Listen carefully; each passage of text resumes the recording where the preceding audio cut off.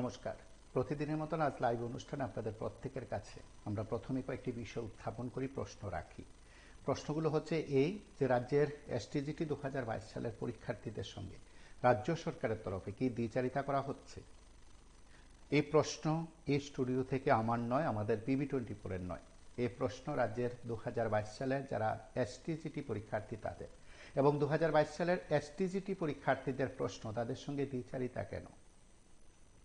যেহেতু 24 ঘন্টা আগে রাজ্য সরকারের মন্ত্রী, ক্রীড়ামন্ত্রী মহাকরণে সাংবাদিক সম্মেলন করে ব্যাকলগ থেকে চাকরি দেওয়ার তথ্য তিনি দিয়েছেন। আরও একটি বিষয় সেখানে সামনে এসছে। আপনারা সকলেই জানেন যে রাজ্য সরকারের বিভিন্ন দপ্তরে যখন নিয়োগের বিষয়গুলো নিয়ে আলোচনা হয় তখন সংরক্ষণ নীতি মানা হচ্ছে কিনা তা নিয়ে আলোচনা হয়। আপনারা প্রত্যেকেই জানেন যে এই সময়ের মধ্যে রাজ্যে দুজন রাজনৈতিক ব্যক্তিত্ব, তারা সংসদীয় রাজনীতিতে আছেন, তারা দুজনে যখন চিঠি লিখলেন সেই চিঠির উত্তর দিলেন ক্রীড়ামন্ত্রী। স্বাভাবিক কারণে প্রশ্ন উঠতে পারে, অন্যরা যখন প্রশ্ন তোলেন, উত্থাপন করেন, তাহলে নিশ্চয়ই সরকারের তরফে উত্তর আসবে, সরকারের তরফে মন্ত্রীরা উত্তর দেবেন। আজ দুজন মন্ত্রী, রাজ্য মন্ত্রিসভা দুজন সদস্য এসটিজিটি নিয়ে তাদের প্রতিক্রিয়া ব্যক্ত করেছেন। এই প্রতিক্রিয়া অবশ্যই এই অনুষ্ঠানে আমরা আরও একবার তুলে ধরব। তার সঙ্গে আপনারা যারা আমাদের সঙ্গে থাকেন, নিয়মিত যারা কথা বলেন, তারা অনেকেই জানেন, অনেকে বিশ্বাস করেন আমরা কতগুলো বিষয় উত্থাপন করি। বিষয়গুলো সম্পর্কে স্পষ্টীকরণ দেওয়া, বিষয়গুলো সম্পর্কে আরও বিশদ জানা, সেগুলো দপ্তর কর্তৃপক্ষ, সরকারের প্রতিনিধিরা যদি তুলে ধরেন তাহলে আমরা তুলে ধরতে পারি, অন্যথায় আমরা শুধু আপনাদের প্রত্যেককে নিয়ে আলোচনা করি। আজ এই অনুষ্ঠানে আমরা আলোচনা করব এসটিজিটি 2022 পরীক্ষার্থীদের সঙ্গে দ্বিচারিতা হচ্ছে না তো। আমি আরো একবার বলি, এই প্রশ্ন আমাদের নয়, এই প্রশ্ন BB24 এর নয়, এই প্রশ্ন স্টুডিও থেকে আমার নয়। এই প্রশ্ন 2022 সালের এসটিজিটি পরীক্ষার্থীদের প্রশ্ন। তারাই গতকাল থেকে আজ পর্যন্ত নানাভাবে নানা মাধ্যমে এই প্রশ্নগুলো উত্থাপন করেছেন। আজ দুজন মন্ত্রী যখন প্রতিক্রিয়া ব্যক্ত করেছেন, স্বাভাবিক কারণে সরকারের আন্তরিকতা, সরকারের দৃষ্টিভঙ্গি, তাতে নিয়ে আমাদের কোনো প্রশ্ন নেই, কারোরই কোনো প্রশ্ন নেই নিশ্চয়ই। এখন প্রশ্ন হচ্ছে এই প্রক্রিয়াটি যখন ঝুলে আছে বা প্রক্রিয়াটি যখন দীর্ঘমেয়াদী প্রক্রিয়ার মধ্যে পড়ে গেছে, তখন স্বাভাবিক কারণে উৎকণ্ঠা এই রাজ্যের পরীক্ষার্থীরা, তাদের মধ্যে যারা বয়স উত্তীর্ণ হয়ে যাচ্ছেন বা বয়স পেরিয়ে যাচ্ছে, চাকরির সময় যাদের চাকরির বয়স যাদের পেরিয়ে যাচ্ছে, তারা হয়তো সংবাদ মাধ্যমের মুখোমুখি হয়ে প্রতিক্রিয়া ব্যক্ত করে সরকারের দৃষ্টি আকর্ষণ করেন। আমরা আমাদের তরফে কয়েকটি বিষয় সরকারের কাছ থেকে জানার চেষ্টা করি। যদি সরকারের তরফে কোনো প্রতিক্রিয়া থাকে, বক্তব্য থাকে, অবশ্যই আমরা আপনাদের প্রত্যেকের কাছে তুলে ধরি। সেদিক থেকে আজও বিষয়গুলো উত্থাপন করলাম, প্রশ্ন রাখলাম এসটিজিটি পরীক্ষার্থীদের সঙ্গে দ্বিচারিতা কিনা। আমরা প্রশ্ন রেখেছি এই কারণে, কারণ পরীক্ষার্থীরা সেই প্রশ্ন উত্থাপন করেছেন। নমস্কার, কি বলছেন? নমস্কার। প্রথমে আপনাকে নমস্কার, আপনার চ্যানেলের নয়, কারণ কালকে যে প্রোগ্রামটা সেই পাশাপাশি আজকে প্রোগ্রামটা আমি কালকে সবার চেষ্টা করার পরেও আপনাদের সাথে যোগাযোগ করতে আমি ব্যর্থ। এই জায়গাতে বলছি, টিঙ্কুরায় মাননীয় মন্ত্রী টিঙ্কুরায় যেভাবে ব্যাপারটা সংরক্ষণ ব্যাপারটা সামনে আনলেন, সেখানে কালকে আনার পরে আজকে সারাদিন 24 ঘন্টার মধ্যে মাননীয় বিধায়ক রঞ্জিত বর্মা, মাননীয় বর্মন, তাদের কিন্তু আর কোনো বক্তব্য নেই। তারা দপ্তরের মন্ত্রী প্রেস কনফারেন্স করে দিয়ে দিয়েছেন আপনাদের মাধ্যমে। এখন এই যে ঠিকই আজকে সুশান্ত চৌধুরী, অনিরুদ্ধ বর্মা দুজনই কথা বললেন, কিন্তু দপ্তরের মন্ত্রী কেন বলবেন না? আমার তো মনে হয় দপ্তরের মন্ত্রী মাননীয় শ্রীযুক্ত মহোদয় শিক্ষামন্ত্রী এবং রাজ্যের অভিভাবক, আমাদের অভিভাবক। সুতরাং আমার মনে হয় ওনার একটা ব্রিফিং দেওয়া দরকার, কারণ তারা 2022 সালে টেট পাস করছে, সে জায়গাতে তাদেরকে করা সরকারের কর্তব্য স্বাভাবিক। ওই জায়গাতে দাঁড়িয়ে যদি এই নিয়োগটা না করার সিদ্ধান্ত থাকতো, তাহলে তো পরীক্ষাটা না নিলে ভালো হতো। কেন 361 জন লোক আজকে প্রায় 3 বছর ধরে চললো রাস্তাঘাটে, আরে তাদের যে কোয়ালিফিকেশন যে 361 জনের, এটা পুলিশ 8 ফার্স্ট এটা কনস্টেবল, তাদেরকে ধাক্কা মারছে, এর লজ্জা লাগে। তার কত কত লেখাপড়া করে এই জায়গাতে আইছে, সে জায়গাতে 8 ক্লাস 10 ক্লাস এটা কনস্টেবল, আমাকে দেখে হয়তো আমরা কিছু বলতে পারি বা তারাও কিছু বলতে পারে না, কিন্তু আমাদের কাছে লজ্জা লাগে এই জায়গাতে তাদেরকে যদি নিয়োগ না করার সিদ্ধান্ত নিত তাহলে এই পরীক্ষাটাও না হলে ভালোই হতো। আমার মনে হয় দপ্তরের মন্ত্রী মাননীয় সিএম সাহেব, আমাদের অভিভাবক, উনি অন্তত আপনাদের সামনে ফ্রেশ ব্রিফিং করে অন্তত জানান দরকার ছিল রাজ্যবাসী অন্তত কি বিষয়ে কেন তাদেরকে আটকে রাখা হয়েছে। এটা কিন্তু ঘটনা, এটা ঘটনা। আমার আজকে মাননীয় মন্ত্রী সুরেন্দ্র চৌধুরী বললেন যে আমরা group C, GRBT group C group D দিয়েছেন। আরে 5টা বছর সময় নিয়েছেন মশাই, আপনারা কি বলছেন? 2020 থেকে 2025, that means near about 5 years. এটা কিন্তু কাম্য না। একটা আমি জানি যে সরকারের যেসব নিয়োগের সিদ্ধান্ত হয় বছর একটা মানে অর্থ বছরের মধ্যে এটা শেষ করা দরকার, 22, 23, 24, 24, 25। তাহলে আপনি কি করলেন? 2020 সালের ঘটনা 2025, 26-এ যায় আপনি শেষ করলেন। এরপর বড় কথা এখানে বলা ঠিক হয় না আর কি। ঠিক আছে স্যার, এটাই আমার বলা ছিল আর কি। তবে মাননীয় মন্ত্রী এটা বললে আমরা একটু শুনতে পারতাম যে মাননীয় শিক্ষামন্ত্রী কি বলেন, এটা আমরা একটু শোনার দরকার ছিল আর কি স্যার। আপনার মাধ্যমে বলতে চাই, এটা বলা ছিল স্যার। আমরা বিভিন্ন সময় যে প্রতিক্রিয়া গ্রহণ করি তাতে মন্ত্রীরা তাদের দপ্তরের সরকারের কথা বলেন। আমরা বিশ্বাস করি আজ এসটিজিটি নিয়ে রাজ্যের 2 মন্ত্রী অবশ্যই সরকারের ভাবনার কথা বলেছেন। আমরা একবার তাদের বক্তব্য শুনি। এটা সিএম এর ইস্যু, সিএম এর ডিপার্টমেন্ট, এডুকেশন ডিপার্টমেন্ট। এই বিষয়ে আমি কোনো কথা বলতে চাই না, সে বিষয়ে আমার সেই সম্যক ধারণাও নেই। সুতরাং যে কোনো ইস্যু, আমি আগেও বলেছি, being the spokesman of the government, যে কোনো ইস্যু আন্দোলন কিন্তু সুরাহার পথ নয়। একটা শ্রেণী থেকে কি বলা হয়েছিল? GRBT, GRBT, GRBT, group C, group D. আমরা যখন চাকরি দেব, কোন চাকরি ভবিষ্যতে যেন কোন চাকরি না যায় সেটা চিন্তা করে সমস্ত কিছু আইন কানুন মেনেই আমরা দেব। 10,323 যেন না। আজকে চাকরি দেব, 5 বছর পরে চাকরি শেষ হয়ে যাবে, এমন চাকরি আমাদের সরকার দেয় না, আমাদের মুখ্যমন্ত্রী দেয় না, আমাদের প্রধানমন্ত্রী তার পারমিশনও দেয় না। সুতরাং আমাদের যে চাকরি হবে, কখনো কোন প্রার্থীকে ওই চাকরি খোয়াতে হবে না। সুতরাং আইন কানুন মেনেই সমস্ত কিছু ব্যবস্থাগুলি দেওয়া হবে। আপনারা দেখেছেন চাকরি মেলা, ভারতবর্ষের কোথাও হয়েছে এমন যে চাকরি মেলা দেওয়া হচ্ছে ট্রান্সপারেন্ট ভিত্তিতে? দিদেন গভর্নমেন্টের সময়, সিপিআইএম গভর্নমেন্টের সময় চাকরি নিয়ে অনেক কেস হতো, মামলা হতো, চাকরি চলে যেত। আমাদের সরকার আসার পর মাননীয় মুখ্যমন্ত্রী যে ঘোষণা দিচ্ছেন, যে চাকরিগুলো আমরা প্রদান করতে পেরেছি, একটা চাকরি আইনের দ্বারস্থ হয়েছে বা কোন চাকরি খোয়াতে হয়েছে কাউকে? সুতরাং আমি বলবো আন্দোলন করে চাকরি নিতে হবে এমন নয়। সরকার স্বচ্ছ নিয়োগ নীতির মাধ্যমে চাকরি প্রদান করছে। আগামী দিনে আইন কানুন, নিয়োগ প্রক্রিয়া সমস্ত কিছু বিচার করেই চাকরি প্রদান করা হবে।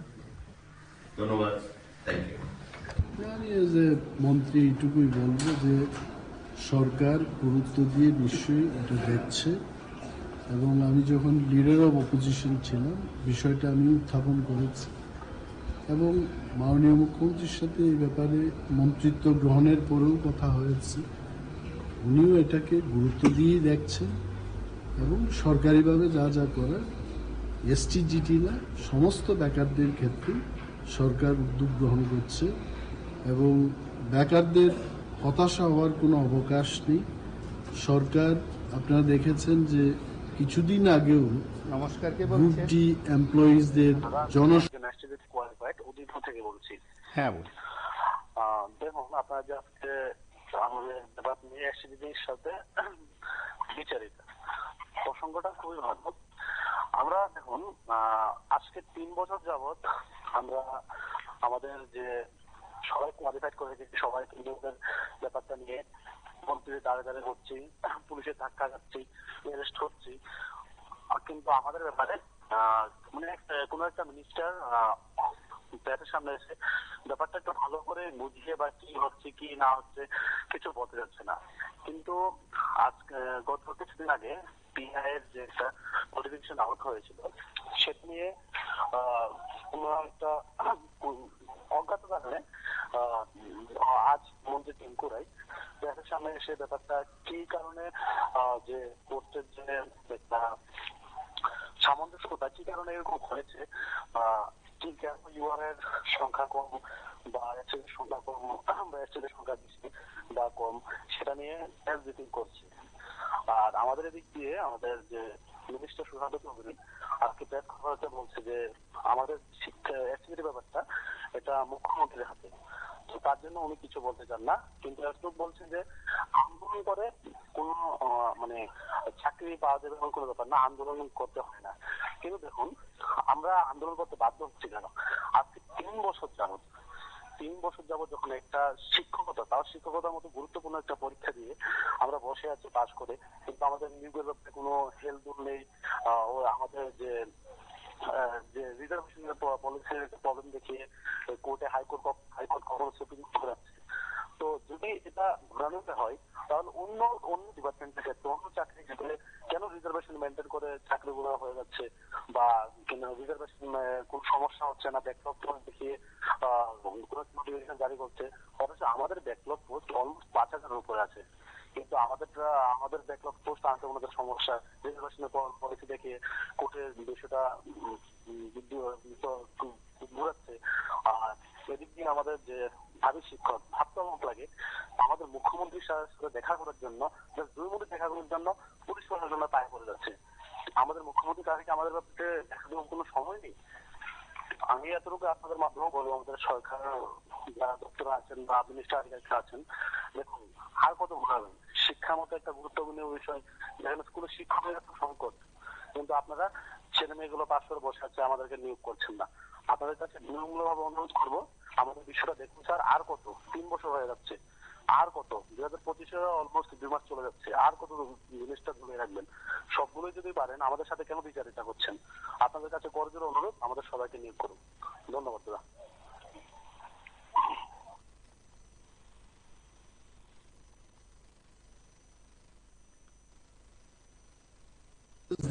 জনসমক্ষে দেশের গৃহমন্ত্রীর বক্তব্যের মাধ্যমে সেটা সূচনা করে অফারগুলো বন্টন করা হয়েছে এবং আরো অনেক বেশি করে চাকরি যেখানে ভ্যাকেন্সি আছে এগুলো দেওয়ার কথাবার্তার যে আলাপ আলোচনা ক্যাবিনেটে আমিও ছিলাম যখন আমি এটা শুনেছি।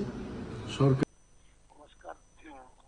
এসটিজিটির বেকারের সাথে সরকারের যে বিচারিতা শুধু তাদের সাথে নয়, সারা ত্রিপুরার যে মানুষের সাথে বিচারিতা করে চলছে সরকার। কারণ সরকারের ভাবমূর্তি এখনো পর্যন্ত আসলে, কারণ এমন একটা শিক্ষা প্রতিষ্ঠান, সমাজের মেরুদণ্ড বলতে শিক্ষা প্রতিষ্ঠানকে বোঝা যায়, কিন্তু সরকার এই অল্প কিছু বেকার যুবক যুবতীরা 2022 সালে এসটিজিটি পাস করে রয়েছে, কিন্তু তাদেরকে সরকার নিয়োগ করতে পারেনি। গতকালকে আমরা বলেছি সরকারের দুর্বলতাটা কোথায় রয়েছে, কিন্তু আসলে সরকারের ভাবমূর্তি থাকতে হবে, সরকারের একটা নীতি আদর্শ থাকতে হবে যে আমরা পরিকাঠামোকে উন্নত করতে হলে কিন্তু তাদেরকে নিয়োগ করার দরকার।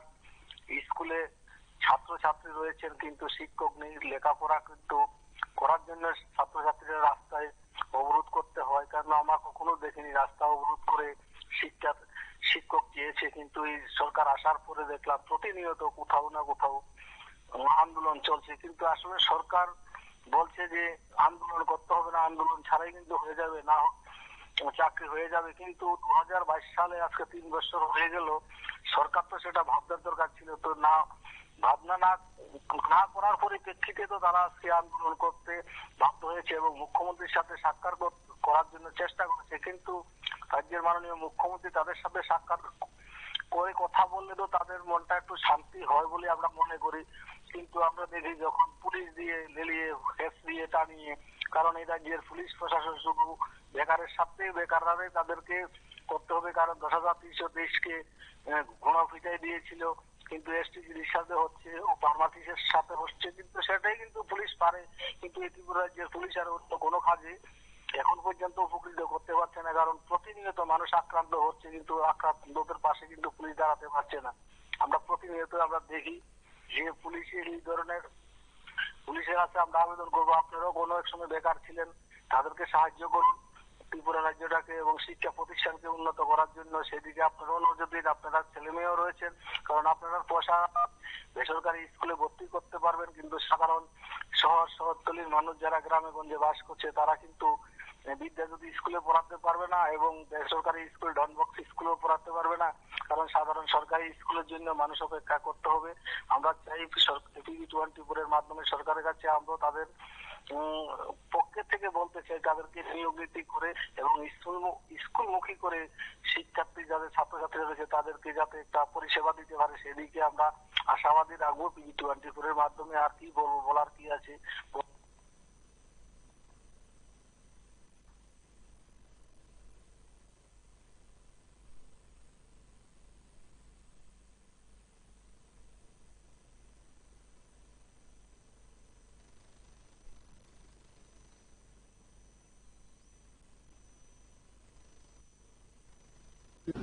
সরকার গুরুত্ব দিয়ে এগুলো দেখছে। স্যার খুব হতাশ হয়ে পড়ছে। হতে পারে, কিন্তু সরকারের একটা প্রসেস রয়েছে, সেই প্রসেসের ভিতরেই হবে। যাদেরই হয়েছে আরো যাদের বাকি থাকবে, যেভাবে থাকবে দপ্তর বলবে সেই কথাগুলো, নিশ্চয়ই দপ্তর এইগুলোকে দেখবে। আমাকে জিজ্ঞেস করা হচ্ছে, আমি আসলে I am not the minister of the department. নমস্কার, কে বলছেন? তো সবটাই আমি যেহেতু নমস্কার, আমি সুনীল কুমার দাস বলছি। দেখুন, একটা কথাই বারবার আমরা বলতে লাগে, এই শাসক আমরা ভারতবর্ষে বরবাদ করে দেবে। তারা আমাদের জন্য যে স্কুলগুলি, আমাদের শিক্ষা ব্যবস্থাটা তারা বারবার আক্রমণ করছে।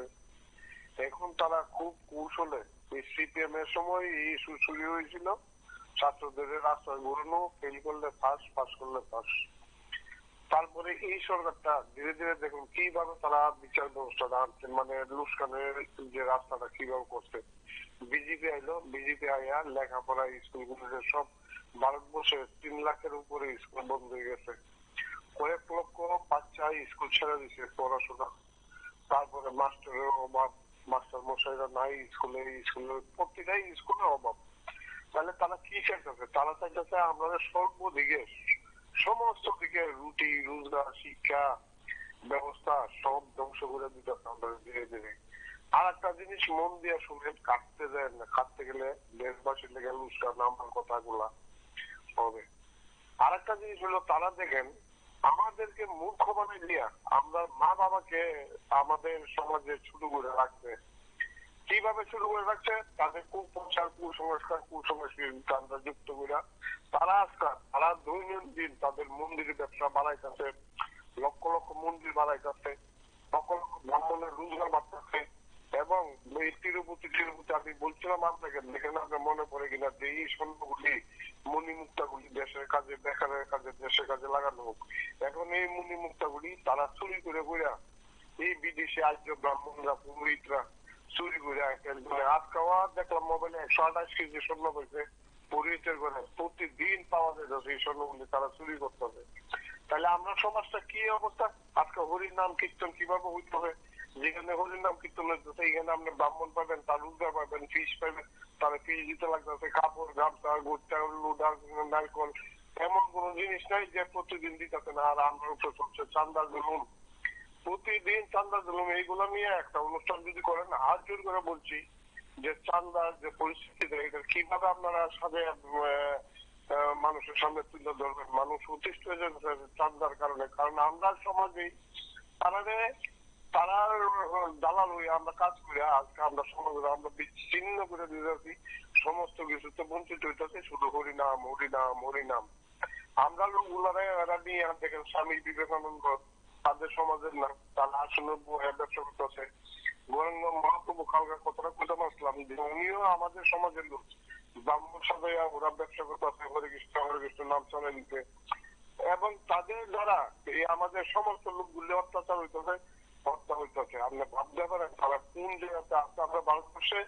এবং Modi, PM, CM, MLA, MP এই টাকা পয়সা দিয়ে তারা কিডন্যাপ করে আজকে ভারতবাসী জনসাধারণ আমরার উপরে অত্যাচার। আমরা কেন বুঝলাম লোকজনদের বুঝাইলো, এরা বুঝে না। ওই বিজেপির পেছনে বলবো, কংগ্রেসের পেছনে বলবো, সিপিএম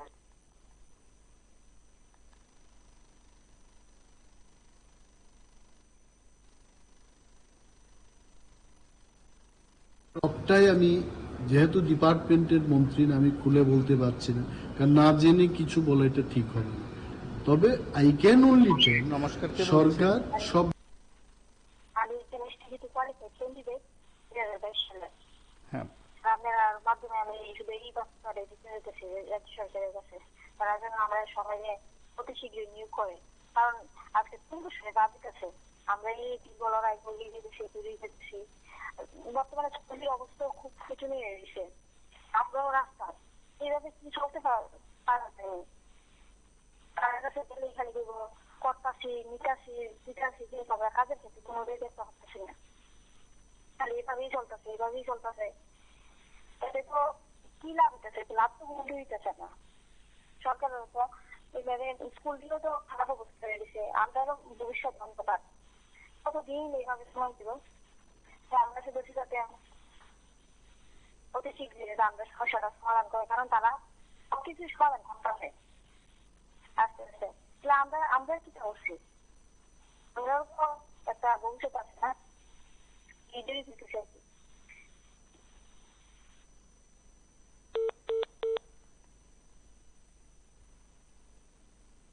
সরকার সব বিষয়কে গুরুত্ব দিয়ে দেখছে। এবং আমাদের মাননীয় ত্রিপুরা মতার ফাউন্ডার যিনি প্রদ্যুৎ কিশোর দেববর্মন মহোদয়, উনিও একটা চিঠি দিয়েছেন আমাকে, এবং মাননীয় বিধায়ক রঞ্জিত দেববর্মা নমস্কার, উনি কে একটা বলছেন? চিঠি দিয়েছেন যে আমরা যেটা অ্যাডভার্টাইজ হ্যাঁ বলুন।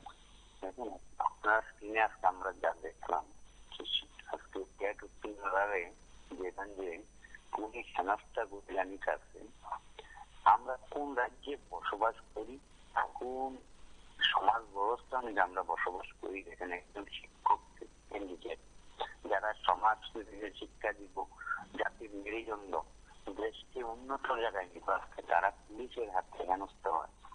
মাননীয় মুখ্যমন্ত্রীর কাছে আমার আবেদন আপনাদের মাধ্যমে, তাদের সাথে 5 মিনিট মুখ্যমন্ত্রী কথা বলতে পারে না? অবশ্যই যদি ইচ্ছা করে তার সাথে 5-10 মিনিট কথা বলতে পারে। নির্বাচনের আগে তো প্রত্যেকের সাথে কথা বলতে পারছে, এখন মুখ্যমন্ত্রী হওয়ার পর উনি বেকারদের সাথে একটু কথা বলতে পারে না? আসলে বেকাররা তাদের সাথে দেখা করার জন্য, কথা বলার জন্য এত অনুরোধ করতেছে, কিন্তু পুলিশের সাথে হেনস্থা হইতেছে। তো সেই মডেল ত্রিপুরা কি করে হবে আমাদের রাজ্যে? আজকে স্কুলের মধ্যে শিক্ষক নেই, আজকে 100 ছাত্র, শিক্ষক 3 জন। আমাদের বিধানসভাতে অনেক স্কুল আছে, 3 জন শিক্ষক, কোন স্কুলে 2 জন শিক্ষক, একটা স্কুলে হেডমাস্টার নেই। তার যদি হওয়ার শিক্ষার ব্যবস্থা, গরিব মানুষ বেসরকারি স্কুলে নিয়ে পড়ানোর মতো তাদের সেই ক্ষমতা নাই, তারা সরকারি স্কুলে পড়ার চেষ্টা করে। এটা আমরা দেখি শিক্ষার অবনতি হইতেছে, কিন্তু শিক্ষার উন্নত হইতেছে না। শিক্ষার্থী বিলুপ্ত হয়ে যেতে হবে, কারণ কতজনের পয়সা আছে বেসরকারি স্কুল নিয়ে পড়াশোনা করেন। মাননীয় মুখ্যমন্ত্রী ঘোষণা করে মডেল ত্রিপুরা, সেই যদি হয় মডেল ত্রিপুরা, এই মডেল ত্রিপুরার চেহারা, তা শিক্ষক নাই স্কুলে, অফিসে স্টাফ নাই, তাহলে কর্মচারী নিয়োগ করবে করে মানুষকে ভাবতে যা এবার যে দেশ চলে না। অন্তত দেশটাকে বাঁচাইতে গেলে দেশের যদি শিক্ষার ব্যবস্থা উন্নত করতে হয়, জাতির মেরুদণ্ড শক্ত করতে হয়, তো শিক্ষার আলো বাতাস গ্রাম থেকে শহর অব্দি পৌঁছাইতে হয়। কিন্তু আমরা দেখি না, শুধু স্কুল যে বন্ধ করা যায়, স্কুলের ছাত্র যদি স্কুলে পড়াশোনা না হয়, তারা অবশ্যই বেসরকারি স্কুলের দিকে অনেকে চাইতে যাইব, তখন স্কুলের সংখ্যা কমবো, স্কুলগুলা বাতিল করতে পারবো, তখন আর শিক্ষক নিয়োগ করতে হতো না। আমাদের মাননীয় মুখ্যমন্ত্রী চিন্তাধারা এটা, আমরা এই আপনার মাধ্যমে অনুরোধ করবো মুখ্যমন্ত্রীকে স্কুলগুলা বাঁচান, গরিবের ছাত্রগুলা যাতে লেখাপড়া সঠিকভাবে করতে পারে। তো এটুকুই বলা।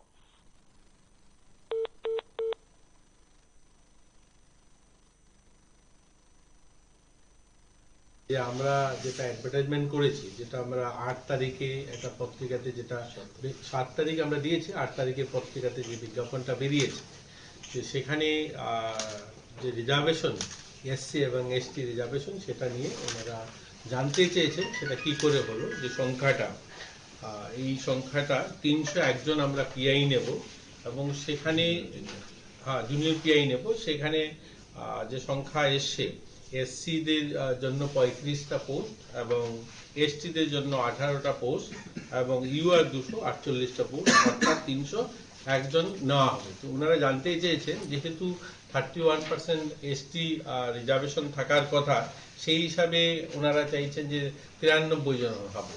আসলে কি হয়েছে এটাই আপনাদের কাছে একটু বিস্তারিত বলার জন্য আমরা জানিয়েছি আমন্ত্রণ, যে টোটাল পোস্ট হচ্ছে 770।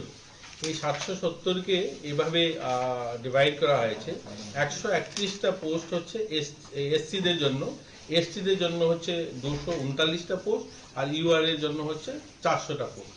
এই হলো 770টা পোস্ট আমাদের জুনিয়র পিআই। এর মধ্যে বর্তমান সময় আমাদের কাছে যারা স্টাফ রয়েছে এটা হলো 82 জন আছে এসসি, এসটি আছে 195 জন এবং ইউআর আছে 110 জন। এখন কি হলো, এখানে আমরা দেখলাম যে 2009 সালে একটা বিজ্ঞপ্তি জারি করা হয়, লোক নিয়োগ করা হবে এই জুনিয়র পিআই। সেখানে পোস্ট খালি হয়, যে ভ্যাকেন্ট পোস্ট হয়েছিল 137টা, এসটি পোস্ট ভ্যাকেন্ট হয় এবং এসসি 65টা পোস্ট ভ্যাকেন্ট হয় এবং ইউআর 24টা পোস্ট ভ্যাকেন্ট হয়, অর্থাৎ 226টা পোস্ট খালি হয় লোক নেওয়ার জন্য। সেখানে সরকার কি করলো, সেখানে 200টা পোস্টে নেওয়ার জন্য ফাইন্যান্স ডিপার্টমেন্ট তখন সম্মতি দিয়েছে। সেটা কবে? 2009 সালে। 2009 সালে সেই বিজ্ঞাপন মোতাবেক বিভিন্ন ইন্টারভিউ প্রক্রিয়ার মাধ্যমে ওরা লোক নেওয়ার সিদ্ধান্ত করেন। সেখানে প্রোগ্রামটা তুলে ধরছেন আপনার টেলিভিশনের মাধ্যমে এসটিএটি বিষয়টা।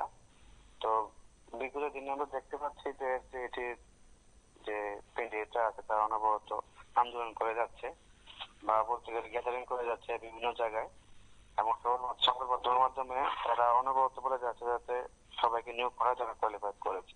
এখন দেখা যাচ্ছে যে পিআই নিয়োগের ক্ষেত্রে নোটিফিকেশন জারি করেছে গত সপ্তাহে, এখন রিজার্ভেশন মানেনি। এসটিটি ক্ষেত্রে সেম হয়, রিজার্ভেশন মানেনি। পরবর্তী সময়ে কেস হলো এবং সরকারি এই কেস নিয়ে এখন সুপ্রিম কোর্টে গেছে। একই জিনিস আবার রিপিট করছে পিআই এর ক্ষেত্রে, তারা রিজার্ভেশন মানছে না। তারা যে দেখলাম যে আপনার পত্রপত্রিকার মাধ্যমে যে নিয়ম দেখাচ্ছে সেটা টিটো অ্যাক্টের ওই সময় যে নিয়ম দেখাচ্ছে সেটা হাইকোর্ট তো সেটা আগে বাতিল করে দিয়েছে। এই নিয়োগ দুটিতে রিক্রুটমেন্ট করা সম্ভব হয় না, কারণ এক্ষেত্রে যে কোনো একটা এসসি এসটি ইউআর যে কোনো একটা ক্যাটাগরিকে বঞ্চিত করা হয়। তো সরকার নিজের মতলব এবং নিজের নিয়ম মাফিক ইচ্ছা মাফিক তারা এই জিনিসগুলো করে যাচ্ছে, যেটা হয়তো কোনোভাবেই হয়তো ভালো নয়।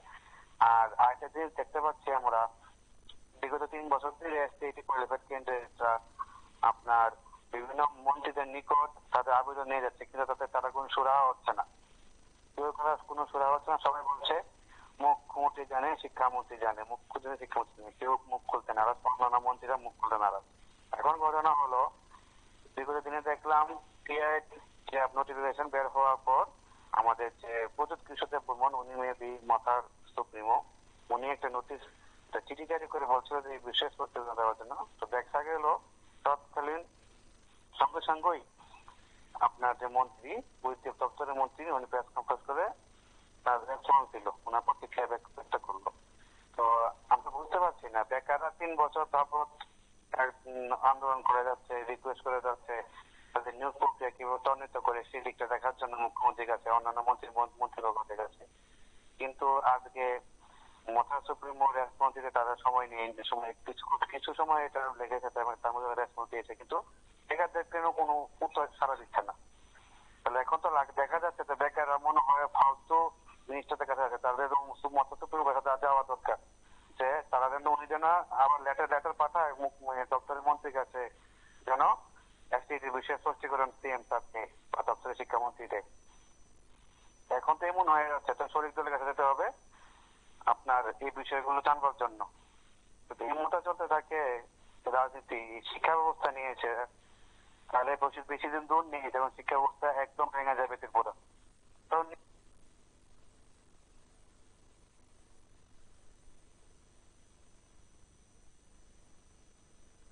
সিদ্ধান্ত করেন। সেখানে তারা কি করেন, এসটি 126 জন নিয়োগ দেন এবং সেখানে এসসি 60 জনকে দেন, ইউআর 13 জনকে দেন, অর্থাৎ 199 জন লোক নিয়োগ করা হয়। এই 199 জনের মধ্যে 126 জন হচ্ছে এসটি নেওয়া হয়েছে। এতে এসটিদের যে পোস্টটা তখন ফিল আপ হয়ে গেছে। এখন কি হলো, আমাদের যে পোস্ট আপনি দেখবেন যে এসসি 82 জন আছে বর্তমানে আমাদের কাছে জুনিয়র পিআই, এবং এসটি 195 জন আছে, ইউআর 110 জন আছে। এবং আমরা যে মঞ্জুরি দিয়েছি এটা হলো এসসি 35 জন, এসটি 18 জন এবং ইউআর 248 জন, এতে করে 301 জন হবে। এবং মাননীয় মন্ত্রী টিকুরায় আজকেও আপনারা দেখাচ্ছেন যে তার যে বক্তব্য সংরক্ষণের ক্ষেত্রে আর কি, এটা আমার কাছে জানি না কার কাছে ভালো লাগছে, আমার কাছে খুব ভালো লাগছে, খুব ভালো লাগছে। কালকেও দেখিয়েছেন, আজকেও দেখিয়েছেন। সে জায়গাতে বলবো মাননীয় শিক্ষামন্ত্রী তথা রাজ্যের মুখ্যমন্ত্রী, আমাদের অভিভাবক, উনিও এইভাবে একটা ফ্ল্যাশ ব্রিফিং দিলেই আমরা খুশি হবো যে কেন আমাদেরকে এভাবে বঞ্চিত করা হচ্ছে। আর বিশেষ করে গত এপিসোডে আমি রিকোয়েস্ট করেছিলাম যে একটি এসটি ওবিসি কর্পোরেশনের ব্যাপারটা একটু দেখার জন্য, প্লিজ স্যার, এটা আপনার কাছে আমার ব্যক্তিগতভাবে একটা রিকোয়েস্ট আছে স্যার, এটাই বলা ছিল স্যার।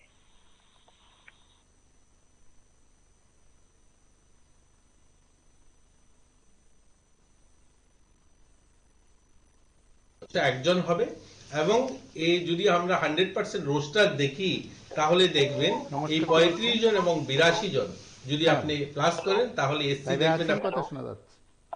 বলছি আজকে আপনারা যে ক্যাপশনে দেওয়া হয়েছে এসটি নীতি চাকরির ব্যাপারে, আমার মাননীয় যে মন্ত্রী শান্তদেব বলছেন ওরা যা চাকরি দেন 1 নাম্বার চাকরি দেন, 2 নাম্বার চাকরি দিবে না, আর বিরোধীরা সব 2 নাম্বার দেয়, যার জন্য তাদের চাকরি জায়গা।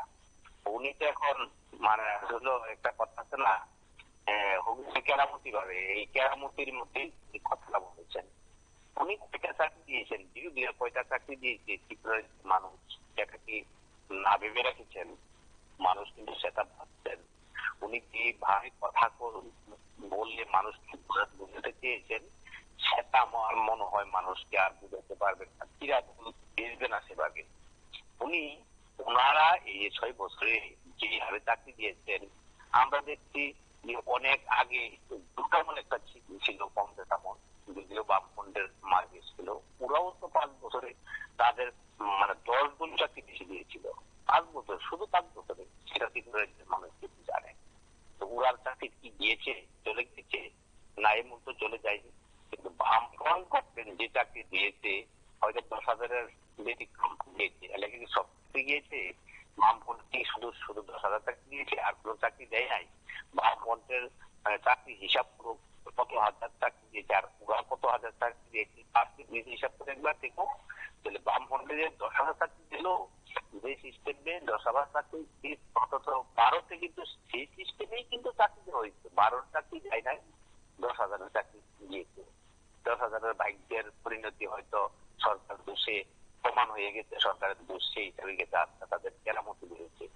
কিন্তু আমি যদি আমার চাকরির দরকার এখানে বছরে 50,000 ওরা বলে দিয়েছিল, আমি কি বছরে 1,000 টাকা চাকরি দিই, সেটা কি মানুষ কি পোষাবে?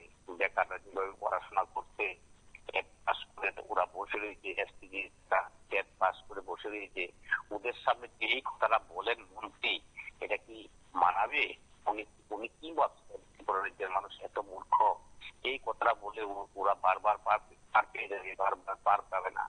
এদিকে দেখেন মাননীয় মন্ত্রী, তার মন্ত্রী যে অনিমেষ দেববর্মা, উনি পিছনে এখন যেভাবে কথা বলছেন, আসলে উনি কিভাবে কথা বলছেন, উনি কিন্তু টাকার উপরে দাঁড়িয়ে কিন্তু কথা বলছেন, টাকা কথা বলছে। এক সময় যখন বিরোধী দলনেতা ছিল উনি কিন্তু এই সরকারের বিরুদ্ধে কথাগুলি বলেছিলেন, এখন কিন্তু পক্ষে বলেন, কারণ সরকার পক্ষে দিচ্ছে তো, এখন টাকার যুগ দেখেছে, যার জন্য এই সরকারের বিরুদ্ধে কোনো কথা বলবেন না। এখন কি আর বলবেন না? কিছু মাঝে মধ্যে যে নাটক করেন, কি ধরনের নাটক করেন আপনারা মানুষ সবাই জানেন।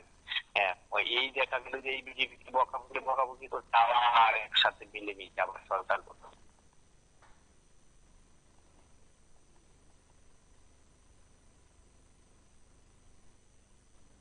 নমস্কার, কে বলছেন? হ্যালো, কথা বলুন। নমস্কার স্যার, আজকে মানে যে প্রোগ্রামটা করছেন টিভিতে নিয়ে, খুব ভালো একটা প্রোগ্রাম করেছেন। মানে বলছি স্যার, মানে দেখুন মানে 1 লক্ষ পোস্ট নিয়ে সরকার যেমন একটা দিতে ফলে এসটিসি নিয়োগ প্রক্রিয়ার পোস্টটা মানে একটু মানে বললে খুব ভালো হতো স্যার। তারপরে দেখুন স্যার যে আমাদের টিঙ্কু রায় স্যার যে বলেছিলেন পিআই নিয়োগের ক্ষেত্রে, যেমন স্যার দেখুন স্যার পিআই নিয়োগের ক্ষেত্রে যেমন আমাদের যে সুপ্রিমো চিঠি পাঠিয়েছেন, ঠিক তদ্রুপভাবে এসটিসি নিয়োগ প্রক্রিয়ার সমাধান করতে মতো সুপ্রিমোর চিঠি অপেক্ষা করছে রাজ্যের শিক্ষামন্ত্রী। তারপর স্যার দেখুন যেমন 2000 আমাদের যে রিজার্ভেশন 5384টা পোস্ট, সেটা আরটির মাধ্যমে আমরা জানতে পেরেছিলাম, কিন্তু স্যার আজকে একবার জেনেছিলাম 5384টা পোস্ট, কিন্তু স্যার পিএনইউর ক্ষেত্রে স্যার আমরা দেখার যে বিজ্ঞপ্তি জারি হয়েছিল সেখানে 2009 যে 1 লক্ষ পোস্ট টেনে ইয়ে করেছেন স্যার তারা। কিন্তু স্যার তাহলে মানে 2009 কেন স্যার, মানে অনেক ইয়ার আছে স্যার, যেমন 2004 2005 এসব ইয়ারে যে স্যার ব্যাকলগ গুলা কেন টানছে না এটির ক্ষেত্রে স্যার, সেগুলোকে টানে তাহলে স্যার খুব ভালো হতো। আর স্যার দেখুন স্যার এসটিসি স্যার প্রায় 3 বছর অতিক্রান্ত হয়েই গেছে স্যার একদম, কিন্তু স্যার এখন স্যার মানে যে সরকার শিক্ষামন্ত্রী উনি তো স্যার মানবিক দৃষ্টিভঙ্গি তুমি দেখছেন তাহলে স্যার খুব ভালো হতো।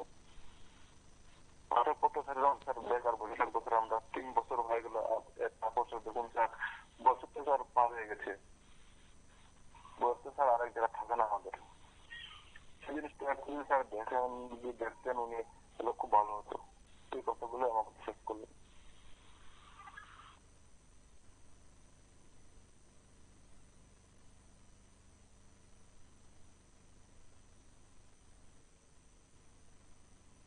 তাহলে এসসি দেখবেন আপনাদের এখানে আসছে 117 জন, এবং এসটি যদি দেখেন 195 জন আমাদের কাছে এসটি জুনিয়র পিআই আছে, সেখানে আর 18 জন নিলে 213 জন হবে, এবং ইউআর আমাদের 110 জন আছে, আমরা 248 জনকে নিলে 358 জন হবে। অর্থাৎ আমাদের যে 100% যে রোস্টার সেটা সম্পূর্ণ হবে। এসসি 17% হচ্ছে, এবং এসটি 31% হচ্ছে, এবং ইউআর 52% হচ্ছে, মানে আমাদের 100% রোস্টার আমরা ফলো করছি। এসসি বা এসটি কেউ বঞ্চিত হয়ে এটা কেউই চায় না, এবং আমাদের দপ্তরের এসটি ওয়েলফেয়ার এবং এসসি ওয়েলফেয়ার দপ্তরের যারা রোস্টার দেখে তাদের থেকেই কনসার্ন নিয়ে এটাকে মেইনটেইন করা। লাইভে আছেন, কথা বলুন। বলছিলাম কি এসটিজিটি পরীক্ষার সাথে বিচারিত আমরা গতকালকে দেখতে পেলাম পিআই একটা নোটিফিকেশন তারা জারি করেছিল রাজ্য সরকার, সেখানে স্পষ্ট ভাষায় উল্লেখ করে দেওয়া হয়েছে যে 1 লক্ষ পোস্ট তারা এই নোটিফিকেশনের ক্ষেত্রে ইউজ করেছে। আমার প্রশ্ন হলো যদি 1 লক্ষ পোস্ট তারা পিআই এর ক্ষেত্রে ইউজ করতে পারে, তাহলে এসটিজিটিতে যে আমাদের 5384টা 1 লক্ষ পোস্ট করে রয়েছে সেইগুলি কেন তারা 52% ইউআর 17% এসটি 31% এসটি এই ক্যাটাগরিতে মেনে কেন রিজার্ভেশন মেনে আমাদেরকে দিয়ে দিচ্ছে না? 5384টা পোস্ট আমরা প্রথম থেকেই বলছিলাম, যেটা আমরা আইটিআই করে জানতে পেরেছি এই পোস্টটা আমাদের জন্য আছে। তাহলে এখন দেখতে পেলাম এসটিজিটি ম্যাটারটা সুপ্রিম কোর্টে থাকাকালীন সময়েও রাজ্য সরকার পিআই এর ক্ষেত্রে এত বড় একটা ভূমিকা নিয়েছে। পিআই নোটিফিকেশন জারি করার ক্ষেত্রে, ব্যাকলগ ইউজ করার ক্ষেত্রে, তাহলে এই ব্যাকলগ কায়দাটা অবলম্বন করে রিজার্ভেশন ফুল করে কেন এসটিজিটি পরীক্ষা দিয়ে দেওয়া হচ্ছে না?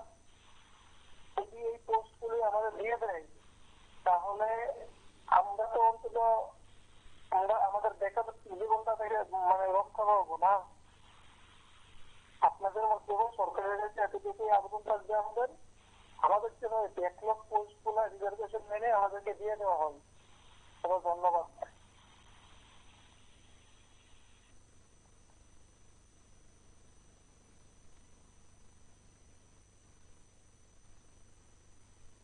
নিয়ে এটাকে মেনটেন করা হয়েছে, এবং এটা মেনটেন করেই আমরা পত্রিকাতে বিজ্ঞাপন দিয়েছি লোক নেওয়ার ক্ষেত্রে।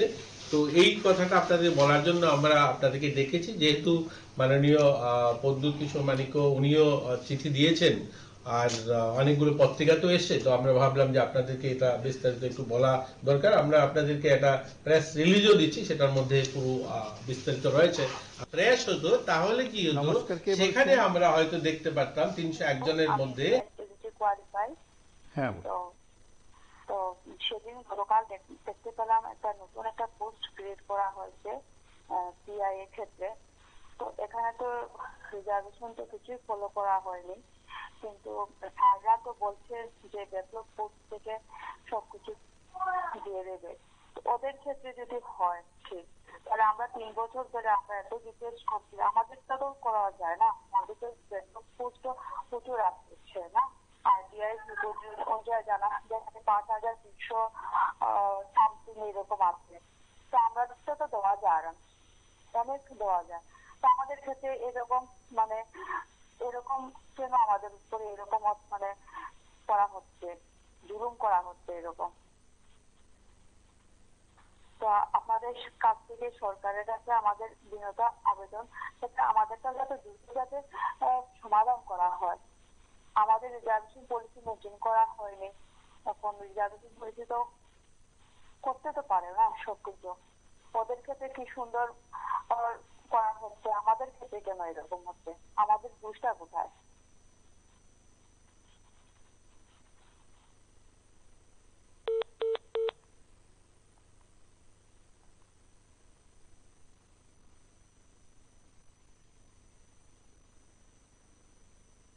ছিলাম 301 জনের মধ্যে আমরা 93 জন তখন আমরা জনজাতি পোস্ট থাকতো, বা এসসিদের ক্ষেত্রে 70% তখন দেখা যেত। যেহেতু এটা পুরনো পোস্ট যেখানে ভ্যাকেন্ট রয়েছে সেই পোস্ট ফিল আপ করা হচ্ছে, তার জন্য এটা একটু কম দেখা যাচ্ছে, যেহেতু 2014-তে সেটা ফিল আপ করে নেওয়া হয়ে গেছিল এসটিদের ক্ষেত্রে।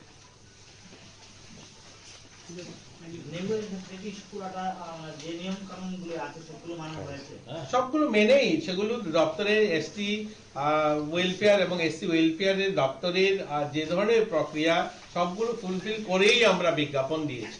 এটা নিয়ে কোনো ধরনের আমাদের ইয়ে নেই, সন্দেহ নেই, এগুলো করেই আমরা দিয়েছি। এটাতে না 100 পয়েন্ট রোস্টার ফলো করা হয়। 100 পয়েন্ট রোস্টার হচ্ছে প্রত্যেকটা পয়েন্টে, মানে 1 নম্বর পোস্ট কোন ক্যাটাগরির লোক অকুপাই করে, 2 নম্বর পোস্ট কোন ক্যাটাগরি, 3 নম্বর পোস্ট কোন ক্যাটাগরি, এবার 4, 5, 6 এইভাবে করে করে 100। তারপর 100 নম্বর, 100 যে 100 ক্যান্ডিডেট, মানে 100তম ক্যান্ডিডেট সে কোন ক্যাটাগরিতে আসবে, এটা কিন্তু এটা ফলো করা হয়। রেজিস্টারি। নমস্কার, কে বলছেন? এই রেজিস্টার মেনটেন করেই আমাদের কথা হয়েছে। এই যে লাইনটা কেটে গিয়েছিল। প্রত্যেকটা স্কুলে দাদা টিচার ক্রাইসিস, যেটা আমরা দেখতে পাচ্ছি আপনাদের মাধ্যমে। রাস্তাতে এসে স্টুডেন্টরা কিন্তু ধর্ণা দিচ্ছে, এমনকি আপনাদের মাধ্যমে জানতে পেরেছি যে একটা স্কুলে কিন্তু পেপারের মাধ্যমে কিন্তু পড়াশোনা করানো হচ্ছে। এটা আমাদের শিক্ষা রাজ্যের অতীব গৌরবের জিনিস। এটা এত টিচার ক্রাইসিস, এটা দেখেও কিন্তু কারোর কিন্তু জলদূর নেই। আমরা এত রিকোয়েস্ট প্রদান করেছি, আমাদের যোগ্যতা আছে, আমাদের প্রথমে তো আমাদেরকে বলা হয়েছে যে আমাদের যোগ্যতা চাই, টিচার লাগে, টেট কোয়ালিফাই লাগে। এটা আপনাদের মাধ্যমে তো জানতে পেরেছি। তো টেট কোয়ালিফাই আমরা করেছি, আমাদের 50% মার্কেট পর্যায়ে আছে, এটাও আমরা দিয়েছি। টেট কোয়ালিফাই করেছি, এখন আমাদেরকে ওরা নিচ্ছে না। এদিকে স্টুডেন্টরা রাস্তায় পড়ে আছে, একটা প্রয়োজন নেই। ইচ্ছা করলে কিন্তু সবকিছু করা যায়। আমাদের হাইকোর্ট থেকে কিন্তু একটা রায় দিয়ে দিয়েছে আমাদের এই অ্যাক্টিভিটি বিষয়ে। এরপরও এটা কিন্তু আবার সুপ্রিম কোর্টে যাওয়া হলো। যাওয়া যেহেতু হয়েছে ভালো জন্যই নিয়েছে ওরা, কিন্তু এটা তাড়াতাড়ি তো করতে দরকার না, ইমার্জেন্সি। যেহেতু স্কুলে একটা স্টুডেন্ট টিচার নেই, বাচ্চারা প্রতিদিন 2 দিন পর দেখা যাচ্ছে আপনাদের মাধ্যমে রাস্তাতে বসে ধর্ণা দিচ্ছে, আমরাও যাচ্ছি, রিকোয়েস্ট করছি। এটা ইমার্জেন্সির প্রয়োজন নেই। স্টুডেন্টরা কি পড়াশোনা করবে না? ওরা কি এরকমই থাকবে? প্রত্যেকটা স্কুলে গিয়ে দেখুন 12টা বাজলেই, আমার ঘরের সামনে একটা স্কুল আছে, গার্লস স্কুল, 12টা বাজলেই দেখা যায় স্টুডেন্টরা কি করে, এই রাস্তা না মাঠে বারান্দায় বসে হাঁটাহাঁটি করছে, রোদ পোয়াচ্ছে। কারণ টিচার নেই। এরকম কি ভবিষ্যৎ স্কুলের?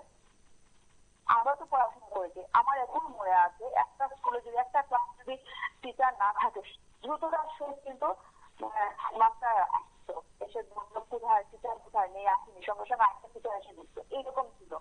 এরকম যদি টিচার যদি না থাকে, ক্লাস যদি না হয়, স্টুডেন্টের মানসিক অবস্থা কি থাকবে? ভালো হবে, অন্যদিকে যাবে, হচ্ছে দুষ্টামি বুঝিয়ে আসবে। তো এইগুলো কি প্রয়োজন নাই? হ্যাঁ, প্রত্যেকে তো আমরা পড়াশোনা করেছি, ওরাও পড়াশোনা করেছে, কতটুকু দরকার স্কুলে? ইমার্জেন্সি লস দিয়ে এটা তাড়াতাড়ি কি করা যায় না? হ্যাঁ, সবাই চোখে পড়তে পেয়ে পড়ে আছে। এটা শুধু একটাই শুধু হাহাকার যে সুপ্রিম কোর্টের রায় আসতে হবে। সুপ্রিম কোর্টের রায় কবে আসবে এটা আমরা জানি না, কেউ কখনো জানি না কবে হবে। এটা 2 বছর লাগতে পারে, 20 বছর লাগতে পারে, 40 বছরও লাগতে পারে। এরকমই চলুক সবকিছু। এটা তো একদম অবিচার হচ্ছে আমাদের সাথে নয়, স্কুলের স্টুডেন্টের সাথেও হচ্ছে এটা অবিচার। সবাই এখানে শিক্ষিত, আপনিও শিক্ষিত, আমিও শিক্ষিত, সবাই শিক্ষিত, স্টুডেন্টরাও কিন্তু বুঝতে পারছে, সবাই বুঝতে পারছে। এরকম করা কি উচিত কি উচিত না? সবাই ভেবে চিন্তা করে দেখুন। ইচ্ছা থাকলে সবকিছুই হয়। ধন্যবাদ।